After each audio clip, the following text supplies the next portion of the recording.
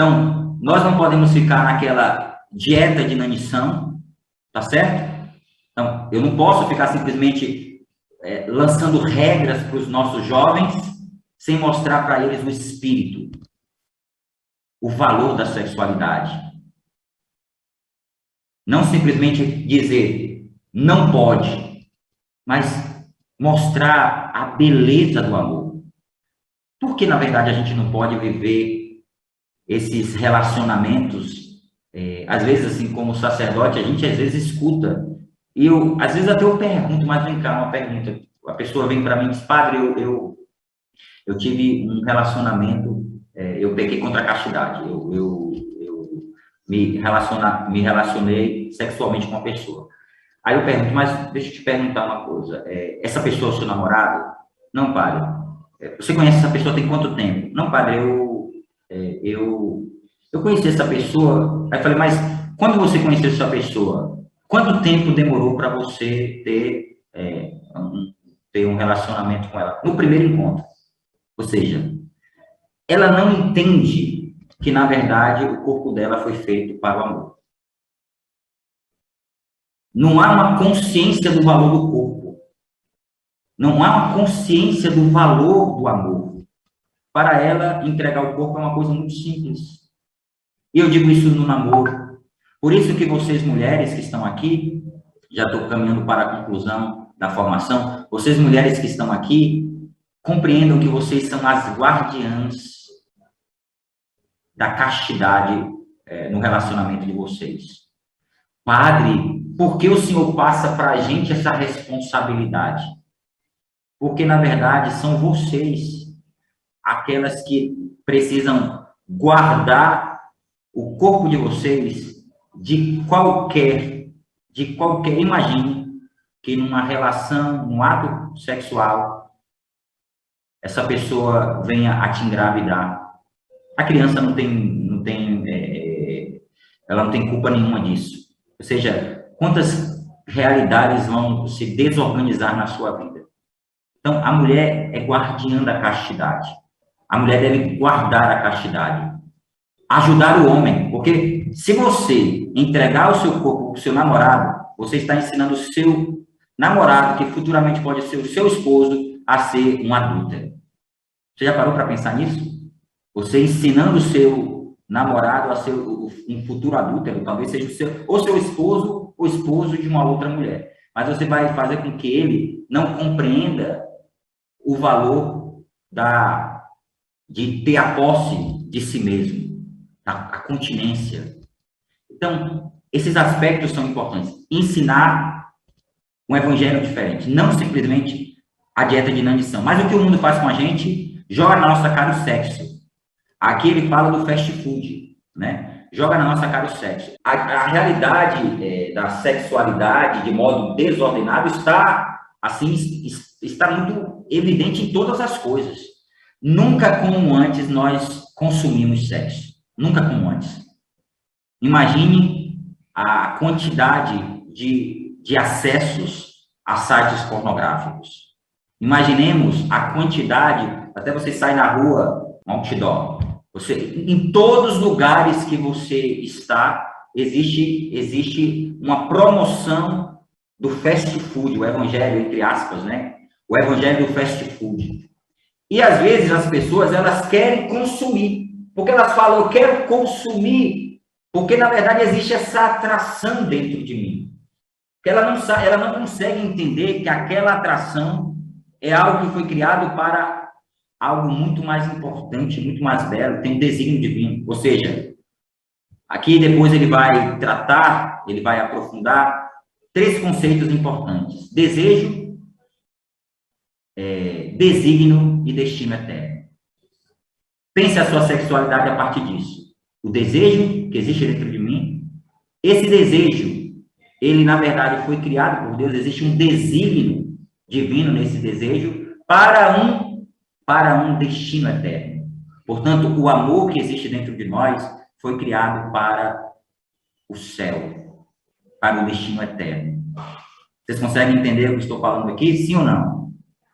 Espero que eu tenha sido claro com vocês. Eu queria concluir esse momento, sobre a teologia do corpo, disse para vocês no início desta formação, falaria muito pouco sobre a teologia do corpo com conceitos básicos, porque isso eu acredito que muitos de vocês já têm. Eu queria trazer essa realidade da teologia do corpo para uma coisa mais aplicada à nossa vida. Eu queria trazer, por fim, antes de nós concluirmos, eu queria trazer a frase de duas frases de dois santos, tá certo? Sobre sobre esse tema que nós estamos aqui falando. Santa Catarina de Sena. Vocês conhecem Santa Catarina de Sena, sim ou não? Santa Catarina de Sena diz o seguinte, aqui é um livro do Santo Afonso Maria de Ligório, tá certo? Se depois vocês quiserem conhecer, ele tem um tratado, tem um livro que fala, e uma parte do livro fala sobre o Tratado da Castidade. Deixa eu ver aqui se é esse esse é o tema, né? E ele fala uma coisa que eu acho muito interessante, queria ler aqui para vocês. Ele cita Santa Catarina, diz assim, Santa Catarina de Sena foi uma vez horrivelmente atormentada pelo demônio, durante 3 dias, com fortes tentações impuras. Veja, Santa Catarina de Sena, doutora da igreja. Está falando da doutora da igreja, Santa Catarina de Sena. Então, ela foi, durante 3 dias, atormentada por fortes tentações impuras, ou seja, no campo sexual, evidentemente. Apareceu, então, o Senhor para consolá-la, e ela perguntou-lhe, mas onde estiveste, Senhor meu, durante estes 3 dias? Jesus respondeu-lhe, dentro do teu coração, preste atenção, tá certo? Olha a resposta de Jesus. Dentro do teu coração, tem gente que não viaja por causa dando-te força para resistires à tentação. E o Senhor deu-lhe a conhecer que o seu coração estava, depois da tentação, mais puro do que antes. Você já parou para pensar que uma tentação pode te tornar mais forte? As tentações, elas podem ser um grande instrumento de Deus de purificação e de amadurecimento. Tentação não é pecado. Nós seremos sempre tentados. Tentados pelo demônio, em primeiro lugar, tentados pelo mundo com as suas sugestões e também a nossa carne, porque a nossa carne, ela foi ferida pelo pecado. Então, a tentação, ela vai sempre existir, mas Deus vai nos dar a sua graça, sempre Deus vai estar conosco, nos dando graça, força, para a gente viver a castidade. Então, a gente precisa também ser pessoas equilibradas, né? Pessoas que fogem das situações. Mas aqui eu digo uma coisa importante. Esqueça o termo sublimar. Tem pessoas, sublimar não, tem uma outra expressão aqui que as pessoas utilizam para a sexualidade, que eu acho um termo, não é nem sublimar, é um outro termo. Reprimir. Tem pessoas que falam, a gente precisa reprimir, nunca mais fale isso numa pregação que você vai dar. A gente não deve reprimir a sexualidade, porque a sexualidade é dom. A gente deve viver uma sexualidade redimida. Redimir, não reprimir. A minha sexualidade precisa ser redimida. O ethos, ou seja, esse amor precisa se voltar para aquilo que de fato ele foi criado para realizar. A vocação do ethos, do amor humano. Não ficar nas realidades superficiais, nos desejos superficiais, mas convergir o amor para Deus e para o outro. Convergir o amor para Deus e para o outro. E um último texto dos santos, que eu queria trazer para vocês, porque acredito que seja muito importante para a gente aqui, para a gente poder aprofundar. Aqui, eu queria trazer um detalhe muito importante para você, que às vezes tem vergonha de ser cristão junto aos seus amigos. Se você está ali no grupo e as pessoas começam a falar de castidade, ou começam a falar contra a castidade, você se apaga, deixa de ser cristão. Por um momento acabou, o cristão desapareceu. Né? Vejam o que diz esse texto de Santo Agostinho. Santo Agostinho diz assim, Santo Ambrósio diz assim, Santo Ambrósio diz que a modéstia das pessoas virtuosas é uma exortação muito poderosa ao coração dos mundanos. A sua presença, ela converte muitas pessoas. A sua castidade converte aqueles que se encontram distantes de Deus. Quão belo não seria se bastasse te apresentares em público para fazeres bem aos outros. E aqui ele cita São Bernardino de Sena. São Bernardino de Sena. São Bernardino de Sena conta a história que, mesmo antes de entrar para o convento, bastava só a sua presença para pôr fim às conversas livres de seus companheiros. Mal avistavam, diziam uns para os outros: silêncio, Bernardino vem vindo. E então calavam-se ou começavam a falar de outras coisas. Santo Éfrem, segundo o testemunho de São Gregório de Nissa, era tão modesto que já a sua vista estimulava a devoção e não se podia vê-lo sem se sentir levado a se tornar melhor.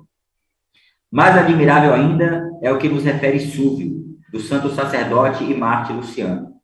Só por sua modéstia moveu muitos pagãos a abraçarem a Santa Fé.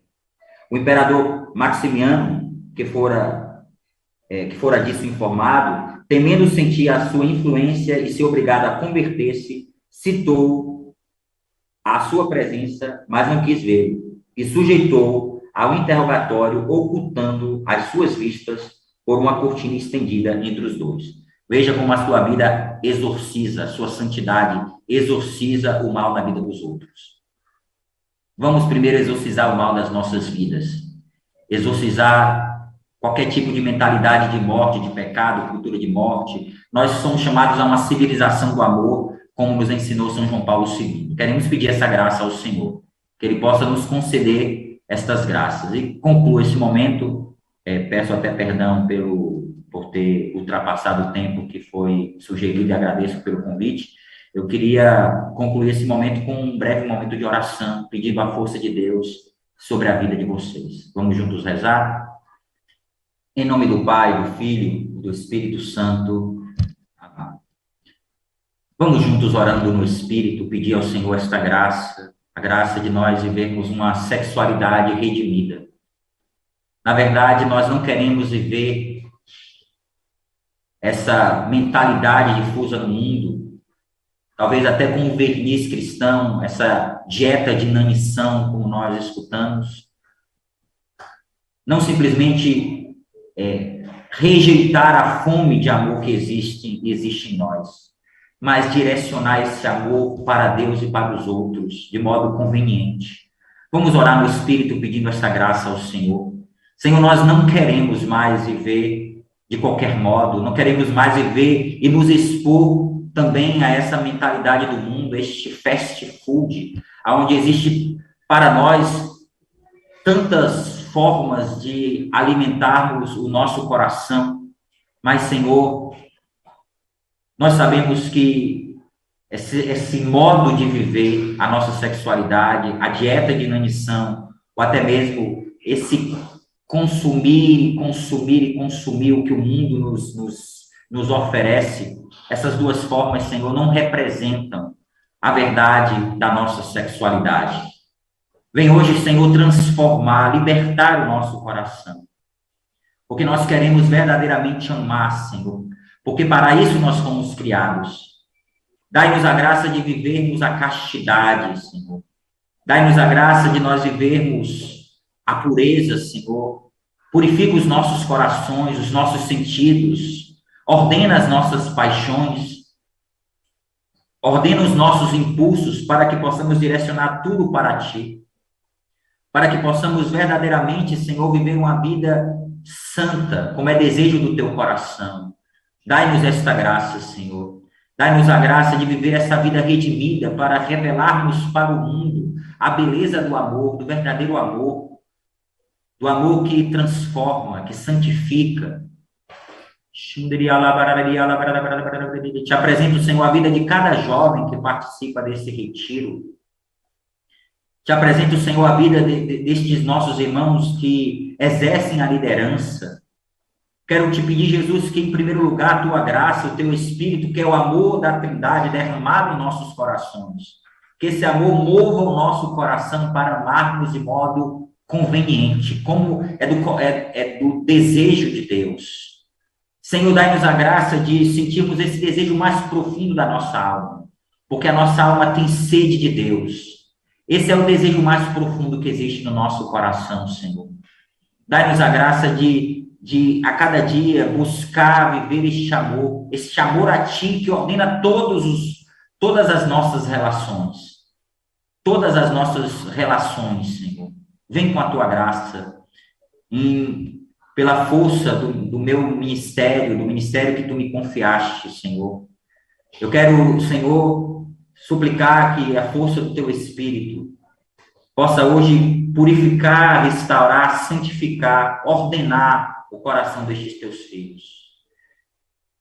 Pela força do ministério que Tu me confiaste, Senhor, vem banir do coração deles toda desconfiança de si mesmos, por causa de suas feridas, Senhor. Que eles possam hoje, Senhor, acolher a obra redentora realizada por Jesus. Que a sexualidade deles possa expressar a beleza. Que a sexualidade deles possa expressar o amor, o dom que Deus imprimiu no coração deles. Vem com a tua graça, Senhor. Vem realizar esta obra na vida destes teus filhos. Pela intercessão de todos os santos, dos santos que viveram a castidade, dos santos que derramaram sangue para revelar, através de suas vidas, o amor a nosso Senhor. Santos que viveram a castidade, a pureza, pela intercessão de todos os santos. Que tu possas agora, Senhor, fortalecer a decisão de cada jovem que participa deste retiro, a viver uma vida de castidade e de modo concreto, assumir esta vida como uma verdadeira missão. Estas graças eu te peço, eu te suplico, Senhor, pela intercessão da bem-aventurada e sempre Virgem Maria, a mulher casta, aquela que viveu a castidade e que viveu a missão que Deus lhe confiou. Pela intercessão de São José, homem que também guardou a família de Nazaré. Que todos nós sejamos, homens e mulheres, sejamos a exemplo desses santos, sinais da presença de Deus no mundo. Estas graças te suplico, Senhor, por Maria, e abençoo a cada jovem que participa desse retiro. Em nome do Pai, do Filho e do Espírito Santo. Amém. Obrigado mais uma vez a todos. Obrigado, Bertrand. Obrigado, Assessoria Jovem, pelo convite.